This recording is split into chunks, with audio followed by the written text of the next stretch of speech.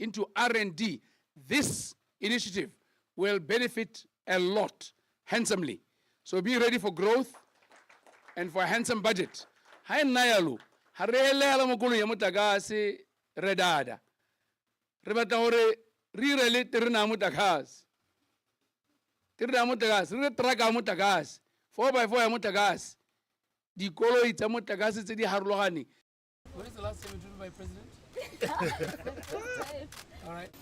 Ya boile maitemogelo le pona tshego e kgolo go pagama koloi ya motakase e kgwetswang ke tautona ka sebele e le bonthabongwe ja sebaka se stane wa Botswana bangwe mo maitamong a go dira ditshekatsheko le go thabola mohama wa dikoloi tse.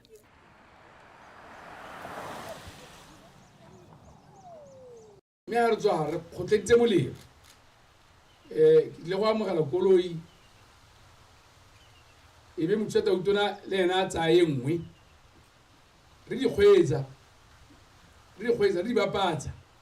re tlhalosa ka tsone re di lekeletsa ke re batho hela ba kgwetsang sekgantshwane sa rona sa the gold medal ya Olympic le tsile tebogo le ene ke laetse gore a neelwe koloi for 1 year. The terms will be worked out le ba B3 me for that 1 year e be le gore go tswa dipatliso le ene mo go ene bo mma bontle ba rona re ba tlogele konte le se go chombo 1 year. Miss Botswana, the reigning for 1 year. Tse dingwe dikoloi di tle di sala le ba B3 ba bona gore ba dirisa yang mo dipatlisong. Dikoloi tsa motakase ka tholego ya tsone di dirisa marenyane a sa kgoteleng tikologo ka bokete le go hego sa maitamo a itshulelo e ikaegileng ka dikitso. Go na le mo go ntsi mo re tla beng go dira mabapi le koloi tsa motlakase go akaretsa gore di tshelwa lookwane kana di chargiwa ha kae mara tlhatlhana ke ngwa ntlha e re tla beng re lebeletse go tlhomamisa gore dikoloi tse di a itsetlela mo itsholong ya rona di tlhama ditiro mme ebile di diragatsa maitlamo a rona gore re batla gore re lwantshe kgotlhelego ya tikologo. Se te re dirile Land Cruiser ya dira gompieno ko kanye re dira Corolla gona no jana se te dirile other 3 vehicles that are on the road. Yaanong tse dikoloi ke tse ra leboga tautona ra leboga Botswana go lona bele participate le mo teng ke tse ya ka our minister na bua ra di rola mme re eletsa gore le skala di level la hela le go di reka le di terebe le ithute jaka mahatso tsa ithuta the development they've gone so far. Puso e beile ko pele sabe sa Botswana mo direng le go sologela molemo ke thabologo ya mohama o wa dikoloi tsa motakase go netatsa katego mo bokamosong. O tshidile Onkabetse, Botswana Television, Gaborone. Mahama o ikemetseng o go etlile go tshwaragana le dikolo tsa ithutele tiro ya diatla go dira dithuto tse di ka itepatepanya le letlhoko le dikgwetlho tsa mmaraka le itsholelo. Momagadi wa Gatautona Meno Masisi yo gape le morutloetsi wa dikolo tsa ithutele ditiro a re seo se botlhokwa thata mo go fetlheng itsholelo e ikaegileng ka madirelo. Kopo eo e dirile go Construction Industry Trust Fund tse di neng di tshwaretse kwa Mahalape ka Labotlhano ke badiretsi motlhosi ka pego. Lehatshe leno le tsweletse ka go beeletsa mo thabologong ya thuto ya tiro ya diatla ka jaana e ka thusa lehatshe leno go fetogela kwa itsholelong e kwa godimo e ikaegileng ka dikitso. Morutloetsi wa Technical, Vocational Education and Training TVET Meno Masisi a re ka jaana dithuto tsa tiro ya diatla di na le bokgoni jwa go thusa lehatshe leno go italela kgolo ya itsholelo e kwa godimo. Go botlhokwa gore dikolo di nne le dithuto tsa tiro ya diatla tse di harologaneng gore di kgone go ntsha dialogane tsa boleng jo bo kwa godimo. It is therefore imperative that training providers include in their suite of offerings training programs that address different skills, some of which were identified by the Human Resources Development Council, HRDC, as priority occupations and skills. To ensure our human capital asset is developed and rated as world competitive or world class, I would urge that the skills should include both hard and soft skills. La go ntse jalo ditulaganyo tsa go hetola tsela e baithuti ba rutiwang ka yone ka go simolola thuto ya tiro ya diatla ko dikolong tse di potana di tsweletse. Re lemogile gore go kopana hela le thuto ya diatla ha ngwana a hetse a heditse thuto ya bo form 4 le form 5 le bo form 3 ga e re bereke ya no re simolotse se re se bitsang re pre-vocational mo dikolong tsa rona ra go ruta ngwana tiro ya diata a santse a le monana a santse a le ko bo standard 5 and 6. Makalana a ikemetseng jaaka ditirelo tsa metsi le a mangwe gangwe le gape a tshwaragana le sekolo sa CITF go dira dithuto tse di ka thusang ka dingwe tsa dikitso tse di tlhokagalang mo maphateng. Many current professionals are nearing their retirement, and therefore new infrastructure projects require a larger workforce.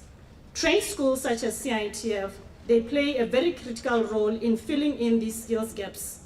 providing students with the practical knowledge to step directly into the workforce upon graduation. Dikhamphane tse di thapang dialogane tsa TVET di rotloeditswe go tlhomamisa gore ditiro tsa diata di a kgathisa ka jaana di na le seabe se segolo thata mo go godiseng dikgwebo tse di potlana. Ke Badiretse Motlhosi, BTV News, Mahalape. Go ipaakanyetsa ditlhopho tse di tlang tsa setšhaba batlhophisi le badiri ba mephato ya itshireletso ba feta 25,000 ba tlhotse ba tlhopha go ralala lefatshe leno. Ditlhopho tseo di akaretsa le Batswana ba ba nnang kwa mafatsheng a sele a le 23 ba ba fetang dikete tse 2 le bone ba ba neng ba tlhopha gompieno. Matlhophelo a le 60 le bongwe one a tlhomilwe mo dikgaolong tsa lefatshe leno mo ditlhophong tse di tla tlhomang Parlamente ya le 13 le dikgaolwana tsa bokhanselara. Diphathi tse di emetseng botautona ke buisang ya Botswana Democratic Party, ya Botswana Patriotic Front, ya Botswana Congress Party le ya Umbrella for Democratic Change.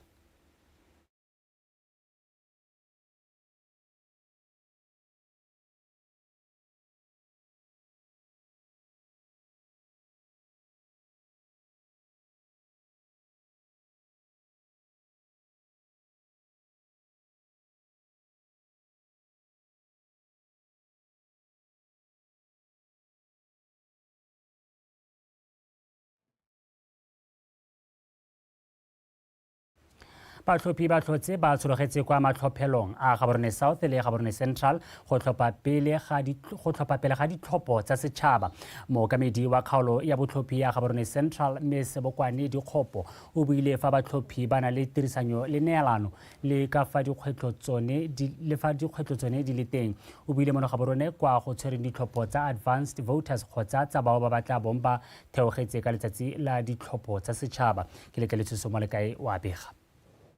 O ka lemoga jalo gore ditlhopho di tsweletse mo kgaolong ya botlhophi ya Gaborone Central gone ko ileng gore go solofetse batlhophi ba le 620 ba ileng gore ka nako ya ditlhopho ba tla bo ba le go ditirong mme jaanong go setse go tlhophile tota ba le 48. E rile hela ka 6:30 ra bo re simolola go bula ke ra gore motlhophi wa ntha a ba tsena re simolola tiro ya rona mme jaaka ga ke bua ke riana re setse re thophisitse batlhophi ba ka nna 48 mme hela go bua boammaaruri ga re tsena gona ha phakela around 4:30 ke ha ile gore batlhophi ba setse ba ntse ba le mo laeneng ba supa ba nyoretswe go ka lathela ditlhopho tsa bone mme hela se se molemo ke gore re na le tirisano e ntle thata le bone ba utlwisisa le rona ra ba utlwisisa re na le neelano re na le tirisano e ntle thata hela. Fa re ya go kgaolong ya botlhophi ya Gaborone South started ka around 6:30 as what the law prescribes. Gore simula ka 6 re butse mathopelo and already di gona le batho ba setse ba le mo di-line and our queues di ntse di tsweletse di a gola ka o bona mme re go ntse jalo dikgwetlho tsone tsa bo dintse di le teng. Ga re ntse re tsweletse re thophisa jana re ne ra itemogela gore go na le bathophi bangwe ba ileng gore ba lathegetse mo constituency ya Gaborone Central mme le ba Gaborone South mo mabakeng a goreng ba ba ne ba timeletse ka kwano ke ba ba ikwadileng ko YWCA ba ba ikwadileng ko Nanogang Junior Secondary School ba ba ikwadileng ko Lesedi Primary School mme ka bogone hela go a lebega gore di-polling stations se ke setseng ke di buile gore beng ba tsone ba ne ba lathegetse ka kwano go supa hela gore during the previous demarcation ke ra e ka kwa ga ene e hita go a supa hela gore ne di mo Gaborone Central. One of the issues tse re kopana le tsone ke batho ba sa tshwara makwalo their appointment letters from IEC kana that's a requirement because this is meant for advanced policemen for people that will be engaged over the national election. So I was not a kwalo ra go busa because a gona bosupi ja gore o ta bo theogetse mme bangwe ba ne ba boela kwa malapeng ba go tsa bangwe ba supa ra khakala but we have been not too rigid because re batla gore la ha le tsenyeditswe ka maranyane re confirm it with the gazette gore a motho ke indeed o gazetile gore a ta kgona gore a theogela. Ditlhopho tsa bao ba batla bong ba le mo tirong ka nako ya ditlhopho le ba e leng gore ba ko mafatsheng a mangwe di tla wela mo letsatsing leno mme di emele ditlhopho tsa setšhaba tse e leng gore di tla tshwarwa kgwedi eno e fela. Ke letleletswe Somolekae, Botswana Television, Gaborone. Motswana wetso gakologela gore ditlhopho tsa batlhophisi le badiri ba mephato ya itshireletso di tsweletse go ralala lefatshe leno mme mo nakong eno re kgabaganyetsa jalo kwa gantsi kwa re buisanyang le mmegadikgang wa BTV News Angela Nosa gore sobokela ka ga ditlhopho di tsweletseng ka teng kwa gantsi. Angela, tla ke tse sebaka se ke go amogele gongwe ka boripana o re tlhalosetse ka tse di setseng le di itemogetse ka kong.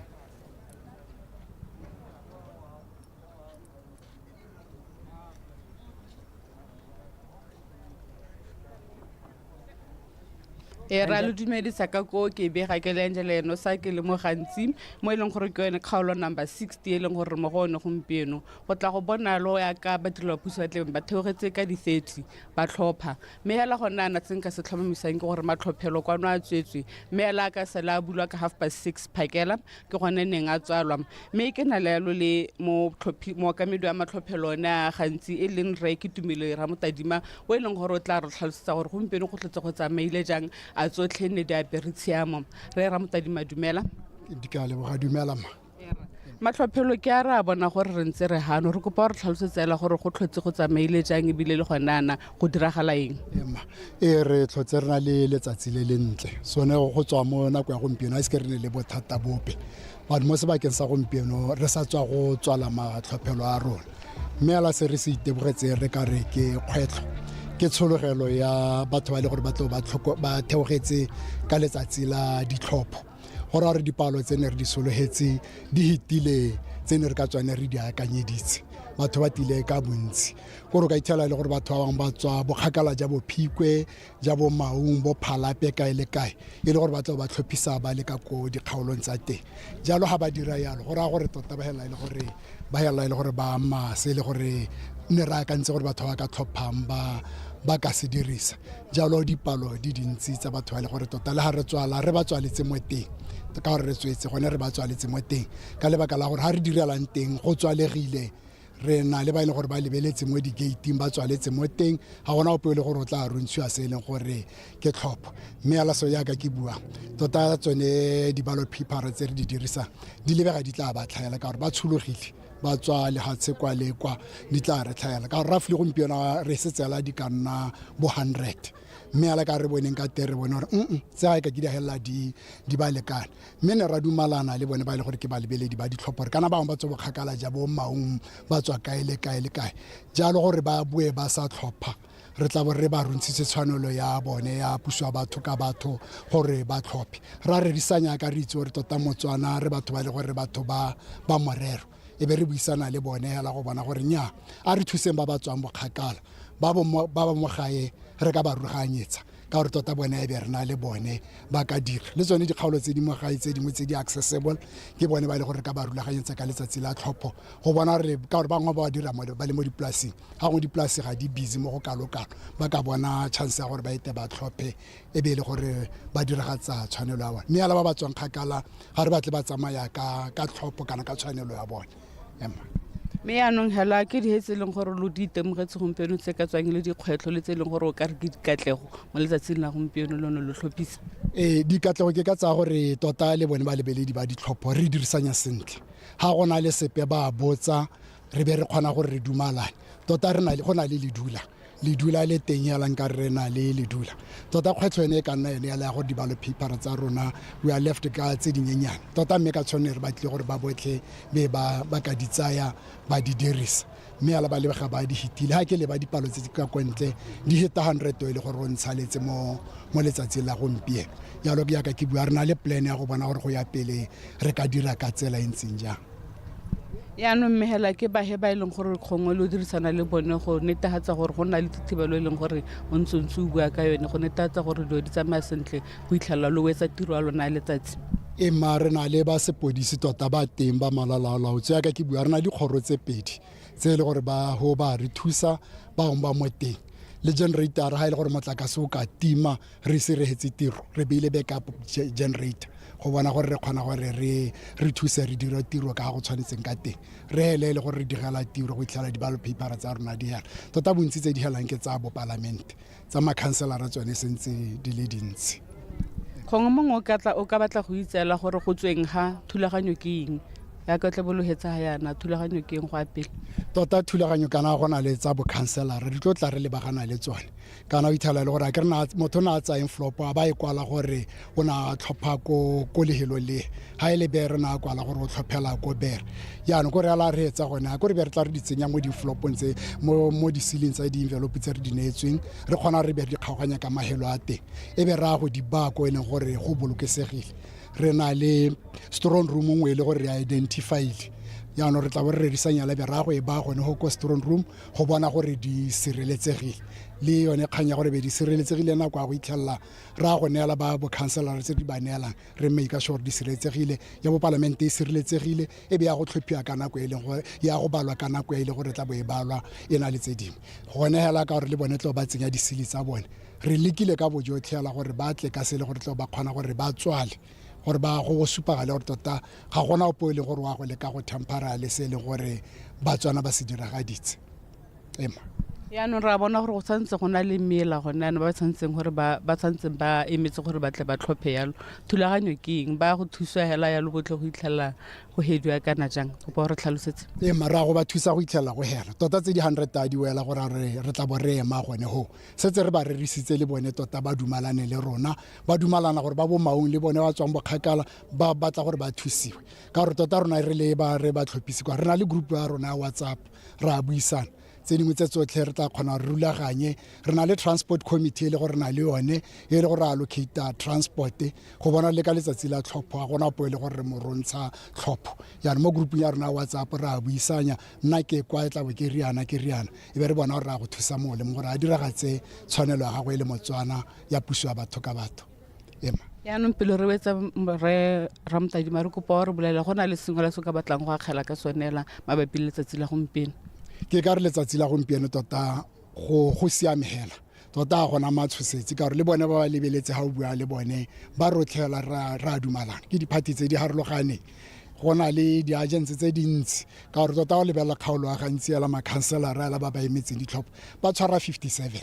le ba diphathi tse di harologane le mekoko ga le halo yaanong ga go bona gore di-pooling agents di dintsi yaanong batho mme ga ba le bontsi bokalo ga o bua le bone ba go reetsa ke seo se le gore tota ra se lebogela ka gore tota re batla di helegela go sena la le ngwangwara go sena la le sepe ba rotlhe re dira se le gore tshwanetse gore re se dire re dumalana ka gore lehatshe ke la rona ra le ikagela ke rona re ka dira re tlogela ra dira le dula mo lehatshe la rona mme ala re ba kgona ka gone gore re sa nyala re buisana le bone gore ha ra go dira yana ha ra go dira yana ema ra lebogare ra motadima ya leboga era yo ne le mo tlhokomedi wa matlhophelo na gantsi district number 60 re ke tumile ra motadima ileng gore na re tlhalosetsa le gore matlhophelo a gantsi a tswetswe mme hala ba teng gona mo mileng ke batle ba thusiwa go itlhalla ba helela e be le gona ka tsamaiso the next step e tlebe etsewa go bona gore go tlebe go dira jang go a pele go emelwa le letsatsi le letona la di 30 tsa ga October le leng gore tlebe mongwe le mongwe Motswana mongwe le mongwe a tsena mo mileng le ene a tlhopha go bona jalo gore o tle ba diragatsa da democratic right right ke a leboga yo e le mmega dikgang wa rona ko gantsi Angela Nosa a re ba mo dinakong ka seemo sa kwa waitshore ya Francistown kwa Francistown motlhophisi mogolo a re ditlhopho di tsamaile sentle le fa gone ga nna le tlhaelo ya ditalama mme a re ba dirile thulaganyo ya gore ba ba amegang ba kgone go tla ba thusiwa mo nakong e tla bolelwang le tsatsi la rona le tsamaile sentle konte hela ga gone gore mo kgaolong tsa rona jaaka re na le kgaolwana tse 7 tse tharo di heletswe ke di-ballot paper dikgaolwana tsa bokhanselara jaanong gore batho botlhe ba e leng gore ga ba kgona go thopha re tse re maina a bone re ba kwadile gore re ba dirile thulaganyo ya gore ka di-30 bate ba thope mme ke tshwaele ke supe gore batho ba ke badirela puso ba e leng gore ba nna mo Francistown konte ga yo mongwe hela yo supileng gore o nna ko Phikwe dikgaolwana tse di heletsweng ke di-ballot paper ke kgaolo ya Selepa ke kgaolo ya Itekeng le kgaolo ya Central Moitseanape wa tsa sepolotiki mme Sonia Gaobolae o supile fa go le botlhokwa gore motlhophi a nne le seabe mo ditlhophong a gatelela gore go mo diatleng tsa batho go tlhopha puso e ba e batang e ba eletsang gore e ba direle se ba se eletsang o tsweletsa supa fa mo pusong ya batho ka batho ba ka bongwe le diphathi di na le kgololesego ya go tsaya karolo mo ditlhophong go betla isago ya setšhaba. A lot of the time people look at the voting part of things only. There is the holding the government accountable aspect of it, which is still part of participation. But when we think of participation, we usually just focus on the voting aspect, whereas the citizens' responsibility extend beyond the voting, because you are supposed to be observing how that government that you voted in is in fact faring insofar as their duty of governing your republic. Democracy dictates that the government that comes through a democratic process should be through a process of not just elections but free and fair elections. Where free, we talk about the fact that everybody who legally qualifies to be a voter is allowed to do so, and everyone who qualifies to stand for political office also has the freedom to do so with no individual castigation to bar you from participating. Fair as well, to ensure that the landscape does not in fact favor one individual or one party over the other. Ditlhopho tsa Batswana ba ba nnang kwa ntle di tsweletse re ne re buisana le moemedi wa lefatshe la Botswana kwa Zimbabwe mme Sara Modisiwa go tlhalosa ka fa ditlhopho tse di tsweletseng ka teng.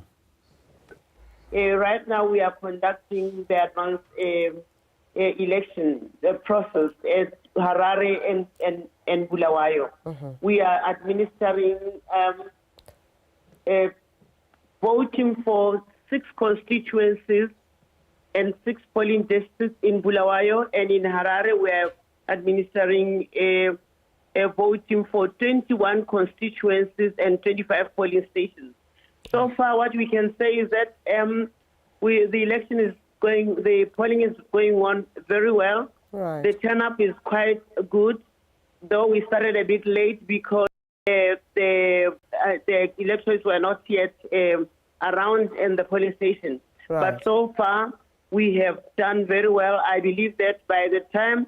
of closing, we would have been able to have registered all those who, to have administered voting for all those who registered to vote. Miakali, as you know, that elections is a very sensitive a process. We are trying by all means to apply ourselves as it needs effectiveness and competences and adherence, so that we can be able to deliver to Botswana a very fair and true view of the elections. A jaanong re tlolele kwa Soroe go buisanya le mmegadikgang wa BTV News Love Mo Mario gore sobokela ka fa ditlhopho di tsweletseng ka teng. Love Mo. Okay, ke me ke go leboge ke gone gompieko re gasa jalo ka thamalalo re le gone mo Soroe North mo IHS Institute of Health Sciences ke gone go ile gore gone go thopelwa tema thopelo a sala butswe maphakela ka 6:30 mo mosong mme gone ka kwane ke gone go ile gore go teng mme bane ba tsile ba direla puso kana bone ba thophi ba ile gore bane ba le teng gone ka kwano ha isa le mo mosong phakela re thotse le bone ntse re tsa mare dikolo ga jalo le dikgaolo tse dingwe hela di akaretsa bo Soroe West yalo re ntse re tsa mare bona gore go diragala ka tsela entseng ja mme sengwe sa dilo tse le re thotse re di itemogetse gompieko ke gone gore bone bathophi ba ne ba dirisanya sente le bathophisi tota gone mo mahelong ona go thopelwa mo gone ba ne ba ta jalo ka nako ba ne ba ta jalo ile gore ga ise gore bone makgwere ape ba sepodisi ba ne ba le tele bone go netatsa gore ga gona sepe se ile gore gongwe se ne se ka ba tsietsa jalo kana sa ga dira sepela se ile se ne se le bothabetsi sengwe se ile gore ke se tlhalose gona ke leng tamo Soroe North ke gone gore kgaolo ye ke kgaolo ile gore e na jalo le dikgaolwana kana di-ward tsa council di kana 8 jalo mme dikgaolo tseo di dintsi gongwe ka nangkola tse ile gore di teng hela tse ile gore di akaretsa bo majwana a dipitsi tshimo ya pula mabele a pudi ke tsone dikgaolo tselo di te jalo dikgaolo di tshwane jalo bo tidimalo ke dikgaolo tselo di teng tse ile gore di wela gone ka kgaolo yone ya Soroe North ke kgaolo ile gore e ne sa tswa go tsengwa tota mo elimination maloba ga dikgaolo ntse di oketswa jalo mme yone kgaolo ye ke tlhalose jalo gore gantsi go thopio yana di-party tse e le gore di ne di emetse yone bopalamente ke di-party dife ke supe jalo gore go na le batho ba banne ba ba emetse jalo bopalamente gone ka kwano mme ke supe gore go na le Matthews ba tsalelwa ena tswa jalo go party ya Botswana Congress Party a romile jalo go ta go nna ene Ntopheng yo rurifaditswe ke party ya BCP go ka emela jalo jone bopalamente ebile a na kgona jalo go itisiwa maloba ke IEC ha bantsi ba dira nomination jalo go na le re baratiwa Mathothe wa Botswana Patriotic Front yo e le gore le ene o romile jalo ke yone party ya BPF a emetse bopalamente jalo go na le re o nkagetse Mathwari ena emetse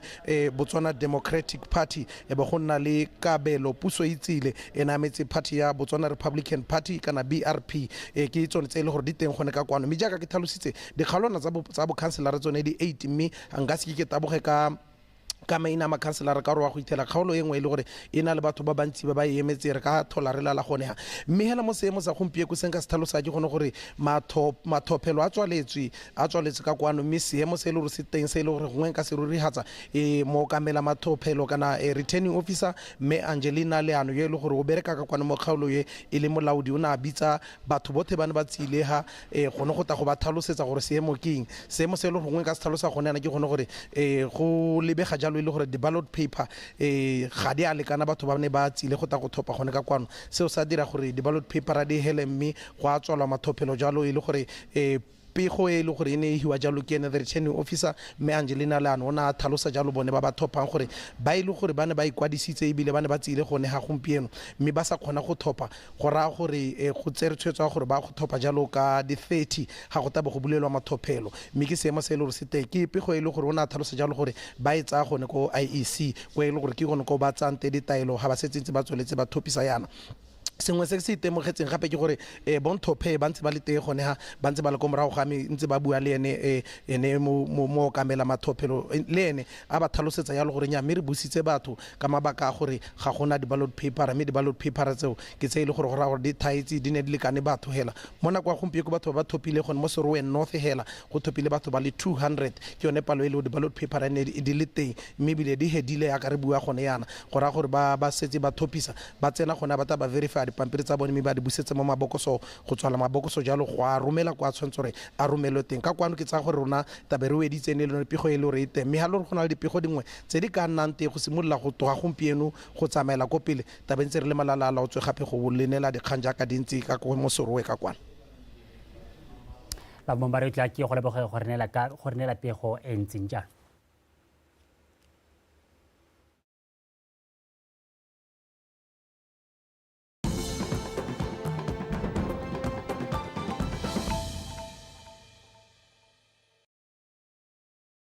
Betso ra tswelela go phaketse go butswe matlhophelo mo kwa dikgaolong tsotlhe tse di 61 go tlhophisa ba batla bomba theogetse ka letsatsi la ditlhopho mo tsa setšhaba mo potsoletsong le lekala la dikgang la BTV News maanamisa mafoko a lekgotla la tsamaiso ditlhopho la IEC re o supile maroba a re Batswana ba ba nnang kwa mafatsheng a sele le bone ba tlhotse ba tlhopha ke o lebogile re dipotsane thulaganyo ya go thophisetsa ba sepodisi Batswana ba ba nnang kwa mahatsheng a sele le bathopisi ba bata bong ba theogetse ka letsatsi la dithopho kwa pele le dira jaana go setse morago tsetana ya bo 61 ya molao tsamaisang dithopho re maroba o boletse fa mokgaolong le ngwe ya bothophi go thomilwe mathophelo a le mangwe ke bona letsatsi la June la di 19 go thopha dithopha tse pedi sethopha sa ntlha ke sa Batswana ba ile gore ba nna kwa mahatsheng a sele ba ile gore ka tshwa go the diaspora go bo sethopha sa bobedi e be nna se ile gore ke ba ile gore batho ba thophisa ka di 30 tsa October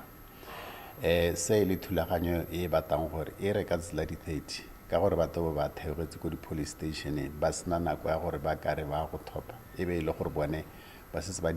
diragaditse keletso ya bone ya go thopa roga dithopho tse ditalama tsa Batswana ba le 2032 ba ba nnang kwa mahatsheng a sele ba go solohelwang gore ba thophe gompieno di tla romelwa mono gae ga se thulaganyo e le gore dirwa ka tidimalo ka gore molao o bata gore ba ile gore ke ba tsaya karolo mo tsamaiso dithopho le bone ba nne teng ba te ba itseele ka tsebe gore dithopho di tsamaileng ba te ba tsaye dipalo tse ile gore di thophile go ya ka di constitutions tsa Botswana kana go ka di polling districts tsa Botswana ke thulaganyo e le gore hela ha ba emela kong go taba gona le thulaganyo ya gore ka letsatsi le le beilweng ebile le kgaogangwe le batho ba ile gore ke ba tsaya karolo ba ta bolella gore ba tekala bokae go ta go nna le seabe go ta go amogela tsone tse di tswa ko mahatsheng a sele mathopelo go rala lehatshe leno a ta tswala ka nako ya bosupa phirimaneng eno re maru ba gakolotse ha bonthopheng ba na le tshwanelo ya go lebelela ka dithopho di tsamayang ka teng ke o lebogile re dipotsane Botswana television ga borone re ntse re le mo ditlhophong tsa batsamaisi ba ditlhopho le Batswana ba ba kwa mafatsheng a sele PTV News e phaketse buisana le Mmekao Molokwe yo nnang kwa Moscow kwa Russia yo bileng e le la ntlha a tlhopha go tlhalosa ka maikutlo a gagwe tebang le go tlhopha gompieno. This will be my first time voting and I feel excited. I mean, every 5 years we see our parents going to vote, so this is exciting to actually be part of it for the first time and being able to exercise my democratic right. We've been informed about everything from the get-go, even initially from registration, and also we're given the platform to actually do it. They get the resources to us. Vote. So they make a platform good for us to be able to vote. The process was actually quite easy because also since I'm a scholarship student, so we don't have a Botswana embassy here in Russia, but then our attaché keeps informing us and he does come to us to help us do the registration. So January they booked a place for us to be able to register, and right now too we are going to vote, and they actually booked a hotel too, Radisson Blue, for us to be able to vote. So the process was actually easier than I thought.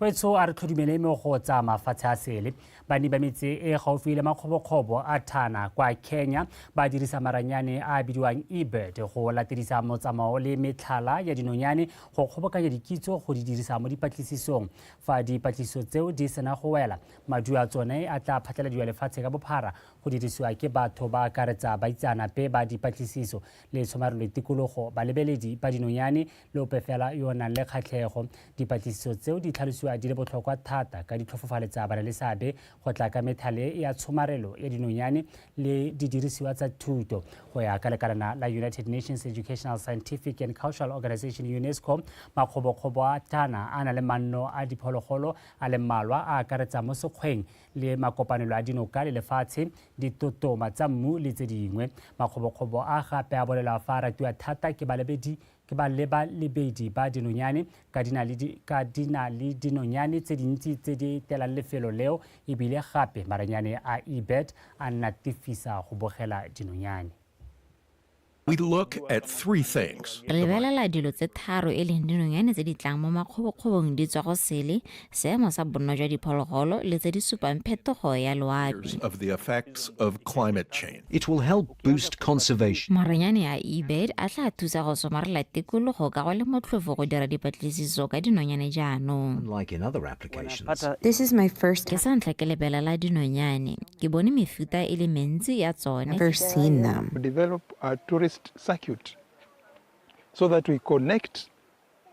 the coastal. Re batla go golaganya lewatle le makgobokgobo gore go nne motlhofo gore batho ba kgone go ithuta ka dinonyane kgotsa go lebelela naga. Just to watch, to enjoy nature and walk around and just appreciate nature. That is what we are doing. Wetso sebakanyano ke sa tsambe tshameko kgaisela ke go segonkwe wa di gonela.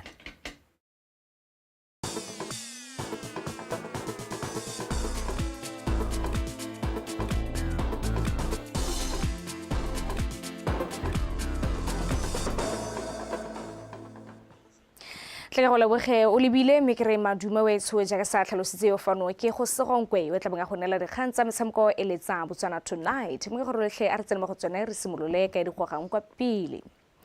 le go tla Botswana National Sport Commission BNSC le tla bela mopagami wa dikuta Rose Branch 174,000 pula ka fentse kgaisano ya mafatshe ya dikuta ya World Rally Championships a rutlwe Pako Setereke.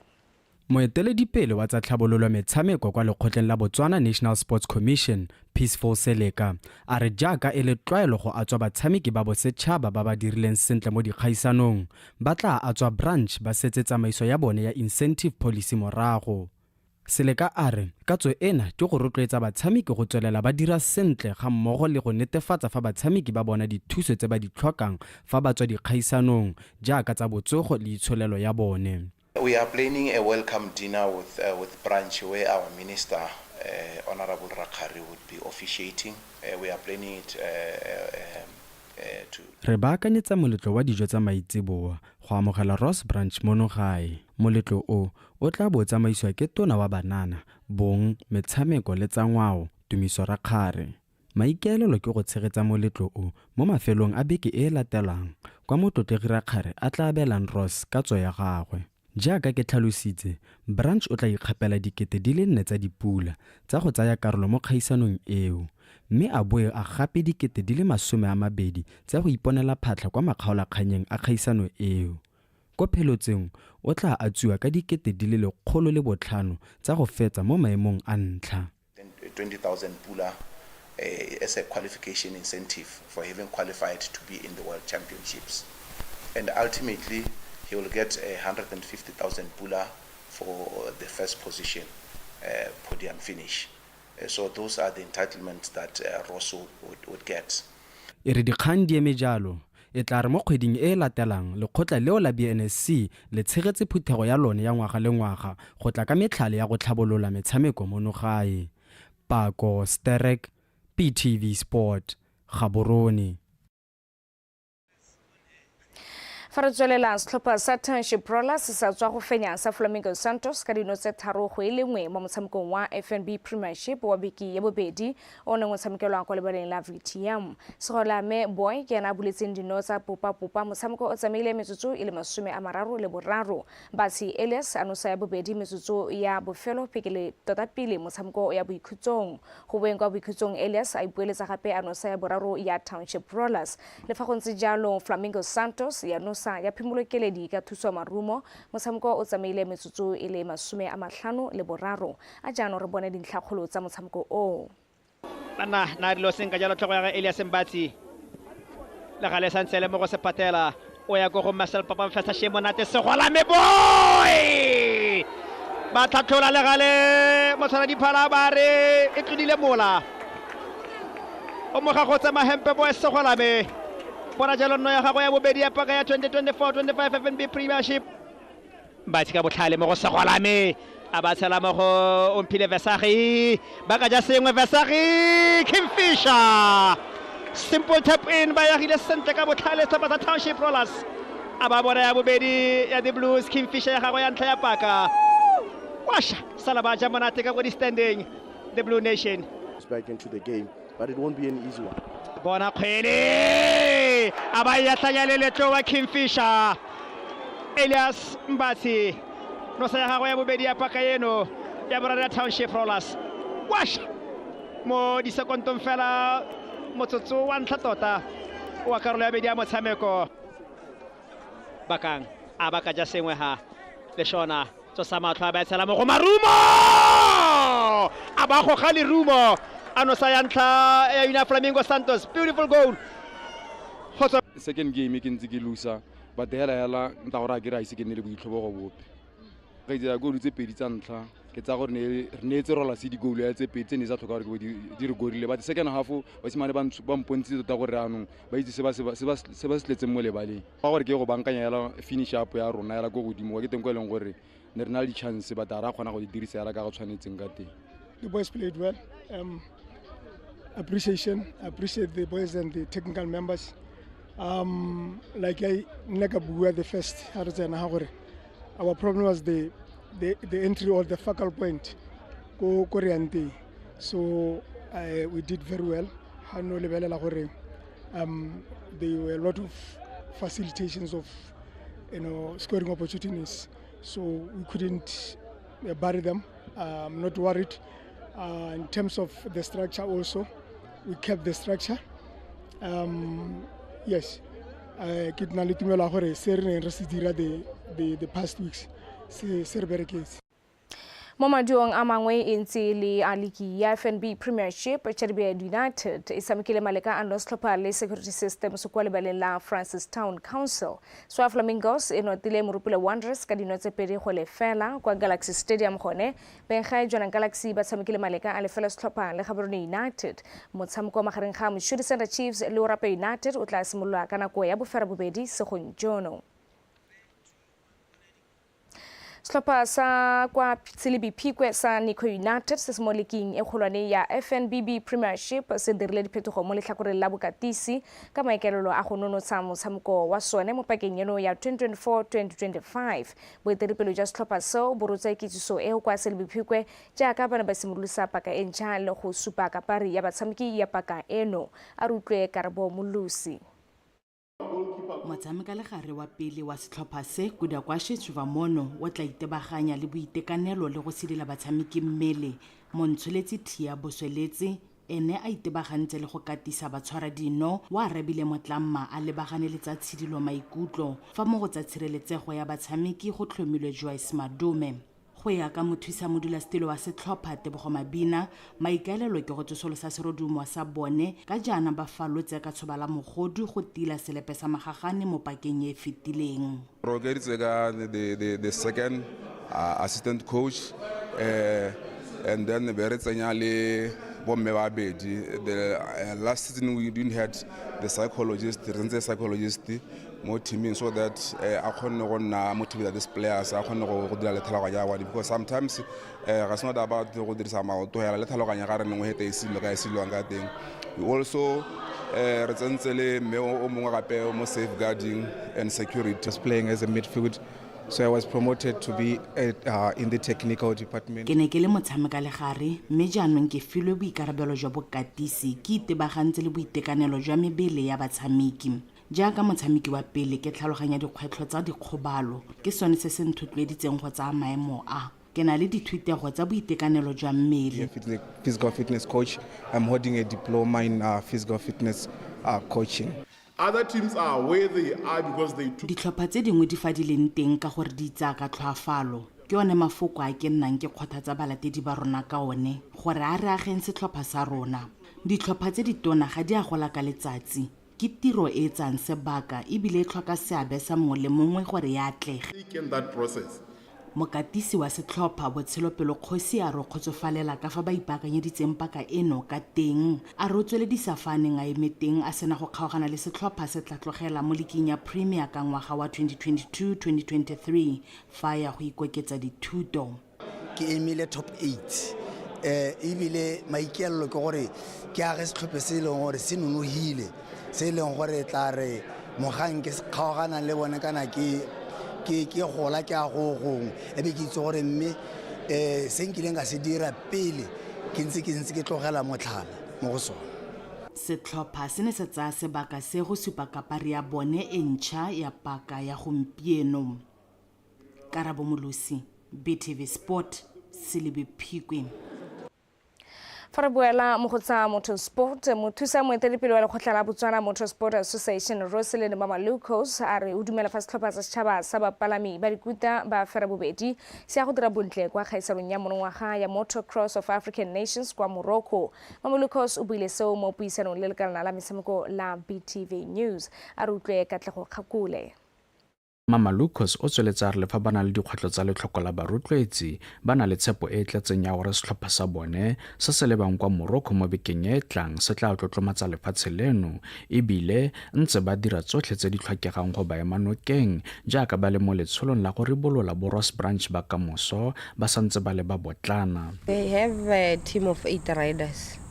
Re na le setlhopha sa setšhaba sa bapagami ba dikuta ba fera bobedi ba re ba tlhophileng mo dikgaisanong tse di ntseng di tshwerwe mo ngwageng ono mme dikgaisano tsa bone tsa kgaisano ya Motocross of African Nations di ntse di tsamaya ka bonya ka gore go na le tlhoko le le tseneletseng la barotloetsi. Le mo nakong ya gompieno re santse re tlhoka barotloetsi ba ba ka tlang go thusa setlhopha gore se kgone go emelela ka nako beke e tlang. And they are supposed to be leaving on the 22nd of October. Mothusa moeteledipele wa BMS o ne a gwetlha dikompone tse di ikemetseng ka nosi go rotloetsa segolo jang ka madi ka jaana motshameko o wa mabelo a dikoloi le dikuta o le turu. o tsweletsa a re ke monokeng ya bone e ka thusa bapagami go fitlhelela ditoro tsa bone tsa go emela lefatshe leno kwa dikgaisanong tsa mafatshefatshe. Sport is very expensive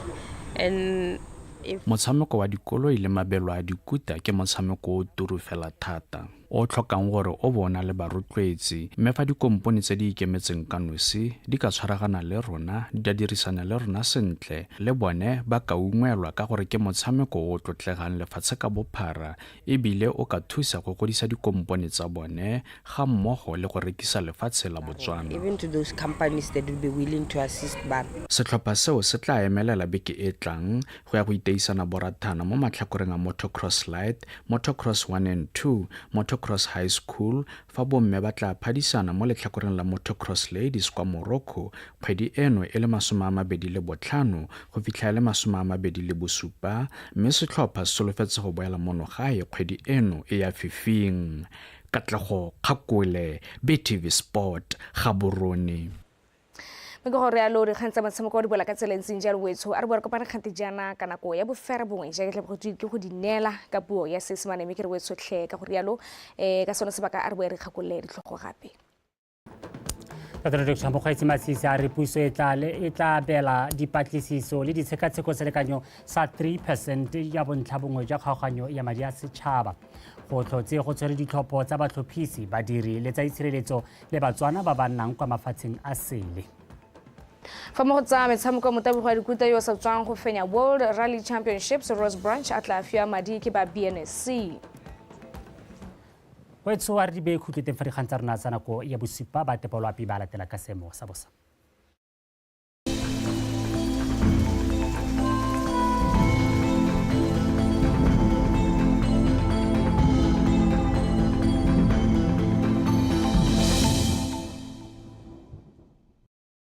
Dumelang bagaetsho nka mogela ka seemo sa loa pustisiriwa ke nna Mpho Ishadar. Me a re simolola ka go lebela pula e re gatisitse mosong ono ka nako ya boferabobedi. Re gatisitse boferabobedi ko Raditladi Primary School, borataro ko Mokane Primary School le Tirelo Primary School, bone ko Mogoditshane Kgotla, boraro ko ga Mathari Farm le Tshikinyega Primary School, bobedi ko kwana Sereto JSS le Mahalapi Metro Car Station le Marothodi ko Gantsi Metro Car Station. Me fa re lebela tshwantse sa lapisana kwa gompieno sone se supa fa go santse go bonala maru mo mafelong ka bontsi a lefatshe leno. Me ebile re soletse gore a re nesetsa pula mo mafelong mangwe a dikgaolo tsa Nkgabe gantsi le borwa ja legare mo tsatsi la ka moso gone se tsore be go thibile ka bontlhabong mo mafelong ka bontsi a lefatshe leno ka kgonagalo ya pula ya diphefo le dikgadi mo mafelong mangwe a dikgaolo tsa Nkgabe gantsi borwa botlhaba kgatlheng kone le borwa ja legare re soletse le diphefo tse di mašatla mo mafelong ka bontsi a lefatshe leno ka jalo setšhaba se rotloediwa go ipabalela mo diphefong tseo tla ikutlwa go le tsididi mo phakeleng ko borwa ja kgalagadi ka selekana sa 10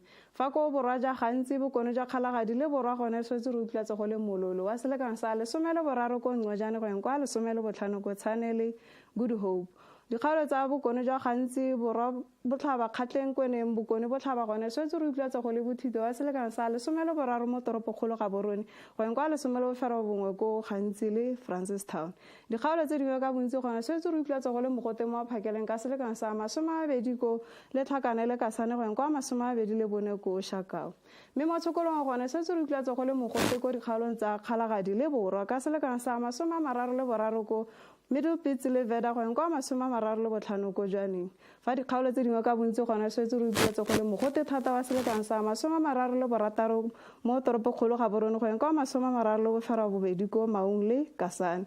mme fa re lebelela ditoropo tse di mo borwa ja Afrika ka tsatsi la ka moso swetse re be go apogile ko Cape Town le Appington ka selekana sa mogote sa 21 ko Appington fa ko Johannesburg gone swetse re be go thibile ka bontlhabong ka kgonagalo ya pula ya diphefo le dikgadimo ka selekana sa mogote sa 24 ko Johannesburg ko Cebega Maseri le Manzini gone swetse re be go thibile ka bontlhabong ka kgonagalo ya pula ka selekana sa mogote sa 17 ko Cebega le 24 ko Maseru re swetse re be go thibile ka bontlhabong ka kgonagalo ya pula ko Antananarivo ka selekana sa mogote sa 26 fa ko Beira gone swetse re go bona le dibata tsa maru ka selekana sa mogote sa 20 ko Harare le Lusaka gone swetse re be go apogile ka selekana sa mogote sa 35 ko Lusaka fa ko Windhoek gone swetse re be go apogile ka selekana sa mogote sa 20 le boferabong fa re tswela ka ditoropo tse di mo borwa ja Afrika re soletse re be go thibile ka bontlhabongwe ko Kinshasa ka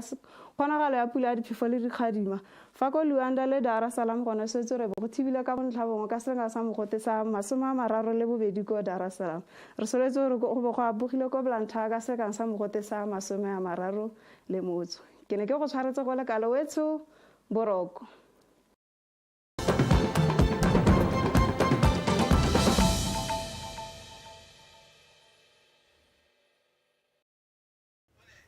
Welcome back and thank you for staying with us on Botswana Tonight. Now, today marked the significant day of Advanced Voting Day. It presented a crucial opportunity for citizens to actively participate in the electoral process ahead of the official voting day on the 30th of October. It is therefore very crucial to access the electoral process. This discussion will focus on the challenges and opportunities associated with outside the country's voting for the Ethiopian diaspora in the election. To talk about this, to talk about how they prepared, including logistical frameworks, regulatory measures, and their outreach efforts to make voting easily accessible and Botswana in the diaspora away. We are joined here by Ethiopian Presiding Officer Ms. Onalitsepo Pikani. Good evening. Good evening, Ra. Maybe let's start our conversation by understanding what key logistical challenges did you face in preparing for the advanced voting for the diaspora? Thank you so much. Allow me to start by thanking the Independent Electoral Commission and giving credit to the Ministry of Foreign Affairs for their efforts in ensuring that all the necessary logistics ran smoothly. I would also like to express my gratitude to the Embassy of Botswana in Ethiopia for providing a safe and secure venue for the polling station. I'm privileged to inform that we encountered no challenges, particularly ensuring the safe and secure delivery of the necessary voting materials to Botswana. This included essential items such as the ballot papers and the voters' roll, which required meticulous planning, coordination, and the support of various stakeholders to ensure everything arrived on time and in. Thank you, Ra. Right. What are regulatory measures are in place to ensure accessible voting for citizens abroad? Hira, thank you for that question. As election officers of this important process, we underwent intensive training with the IEC to ensure that we were well versed in election regulations and procedures. Our close collaboration with the IEC allowed us to align our operations fully with Botswana electoral law. As you may be aware, it's every Botswana's constitutional right to vote, including those residing abroad. And we took this responsibility very seriously. We implemented strict verification procedures to confirm the identity of eligible voters, ensuring that each voter met the necessary criteria to participate in the election. Furthermore, I would like to highlight that the Embassy of Botswana in Ethiopia worked closely with the African Union Commission to facilitate an observatory mission to Botswana. The mission plays a crucial role in ensuring that our elections are conducted in a manner that is free, fair, and transparent, reinforcing our commitment to upholding democratic principles. All right. Mo nakong ya gompieno go re ntse re bua ka tsone dikgang tsa ditlhopho gore lo ne la dira jang go itsisi kana go engage ba ileng gore ke ba mo Ethiopia ba ileng gore ke Botswana with this voting process? We engaging the Botswana diaspora in Ethiopia was a key priority to ensure that all eligible voters were well informed and encouraged to take part in this crucial voting process. To achieve this, we leveraged various communication platforms, including our social media channels such as the Embassy's Facebook page, and utilized community-driven channels like the Botswana Diaspora WhatsApp group. These platforms allowed us to share timely updates about the voting process, registration deadlines, and other important election-related information. Additionally, we conducted radio and election interviews, which provided updates about voter registration in Ethiopia. These efforts were aimed at making the process as transparent and accessible as possible, ensuring that no eligible voter was left uninformed. All right, now, as we wrap up our conversation, what feedback have you received from diaspora voters about their experiences today? The feedback from the Botswana diaspora has been overwhelmingly positive. Many voters have expressed their deep appreciation for the opportunity to participate in the electoral process while being far away. They recognize the efforts made to provide them with clear and timely information ahead of the voting day, which made the process smoother and more accessible. They particularly commended the communication efforts, which kept them informed throughout the registration and voting period. We value all this feedback and will convey it to the IEC as part of our commitment to continuously improve, ensuring that future voting experiences for the diaspora are even more inclusive and efficient. All right. Mepikane, thank you so much for such update. Thank you, sir. Thank you All so right, much. now that is the Ethiopian presiding officer, Onaletsepo Pikane, giving us an update of what was happening today on Advanced Voting Day as it has started today. Stay with us.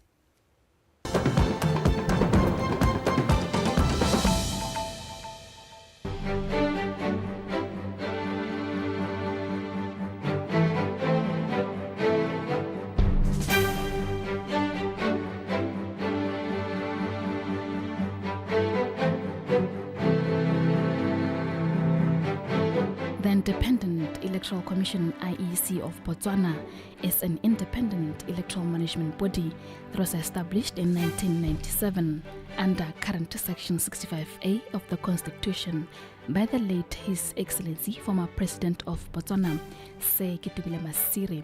It is intended to manage the fair conduct of parliamentary and local government elections and referendums. Simogile la ka 1965 a dithopo tsa ntlha di tshwara mme ka nako eo kana o ta gakologola gore ke nako ena re santse re seretse puso mme anong ka nako eo ne di tshwarwa ka tlase ga taelo go ka tsamaiso ya yo neng a bidiwa the resident commissioner under the British protectorate. So di simologile ka yone nako yone eo ka 1965. The IEC was created as a reaction to the opposition, which opposed the primary elections of the Lobatse Baralong constituency in 1984. After the 1997 national referendum, the IEC was enacted in June 1998. 1966, ha jaanong re sena go tsaya boipuso go itlhelela ka 1984. Dithopo tsa rona di ne di tshwarwa ke ka ga tlase ga tsamaiso ya ofisi ya ga tautona. Di tsamaisiwa ke yona nga bitswa kana yo bidiwang the permanent secretary to the president. Mora gore go simolola ka 1966 to 1984 dithopo di ne di tsamaisiwa ka ga tlase ga the permanent secretary kana di tsamaisiwa ke the permanent secretary to the president. Mme e rile go tlogeng ho from 1984 to 1997 ga bo dithopo yano di ntshiwa go bo go thamiwa ofisi e neng e bidiwa ya ga the supervisor of elections bo go raya gore dithopo go simolola ka yone 1984 ga tsena ka 1997 di tsamaisiwa ke the supervisor of elections. Ngwaga wa 1997 ke gone ha re boneng yaanong lekgotla le tsamaisang dithopo la IEC le tsalwa lekgotla le tsalwa jaana le tsalwa ka tsamaiso ya pato maikutlo mo go bidiwang go ta referendum. Ka one ngwaga ono go ne ga nna le referendum e neng ya baka gore go nne le lekgotla le tsamaisang dithopo yaanong le bidiwang the Independent Electoral Commission. In 1997, the Parliament passed the Constitutional Amendment Act 18 of 1997, which amended Section 66 and introduced a new section establishing the IEC as an autonomous and non-partisan institution. The voting age kana dingwaga tsa ba leng gore ba lekane gore ba ka ikwadisa ba thopa le tsone di rukodiwa go tsweng go 21 yaanong di a gonna di isiwa go 18 years go raya gore dithopo tse leng gore le gota le yaanong le di tsamaisitse di ka tshwara 6. The commission is responsible for the conduct and supervision of elections of elected members of the National Assembly and of a local authority. The all-new #PushaBW at a Chencheng Show, hosted by Khauna Dindwe and Sean Mongatane on BTV News Channel 289 every Sunday at 6:30 p.m. Sitting down with some of Botswana's most exciting entrepreneurs and telling the stories behind some of our country's biggest brands and businesses. Tune in for a front row seat to some of the business decisions, challenges, and innovative ideas that have shaped proudly Botswana's businesses. The PushaBW at a Chencheng Show on BTV News Channel 289, Sundays at 6:30 p.m. Proudly brought to you by Botswana Investment and Trade Center and Mindset Change Botswana. Over the past 5 years, Botswana has seen a long stretch of water infrastructural development spreading across the landscape of the country. These developments are aimed at addressing water supply across Botswana. Government took a deliberate decision to place access to potable drinking water at the core of its planning. Water is being transferred from strategic points across the country to where it is needed and treated accordingly, and thereafter stored correctly and finally distributed for consumption. Since 2019, projects implemented by the Ministry of Lands and Water Affairs have improved water distribution and supply to those living in the rural and peri-urban areas across Botswana. Currently, 98% of Botswana's population has access to potable water. To celebrate this milestone of ensuring that Botswana achieves water security, the Ministry of Lands and Water Affairs will officially commission major project works across the country.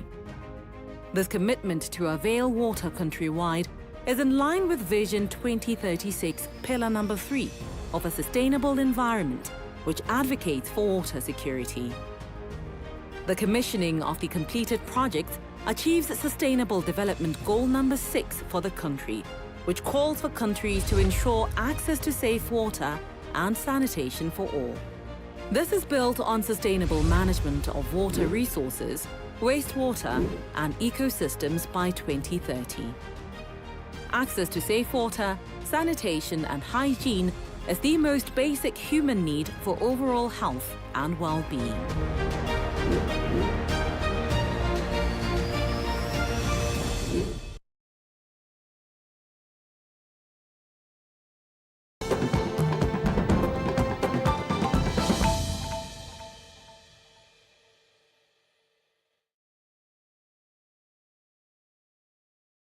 In May of 2011, the government took a deliberate decision to develop the Special Economic Zones policy for Botswana, the purpose of which was to give impetus to the rollout of the exercise of diversifying the economic and export base of Botswana into sectors that would continue to grow long after diamonds have run out. The policy sets forth its guiding principles, which mostly critically include competitiveness and attraction of investment flows, diversification, business clustering, and efficiency. Following the development of the policy, government took a decision to develop the special economic zones further by drafting a legislative framework in the mold of the Special Economic Zones Authority Act, which came to life in 2015,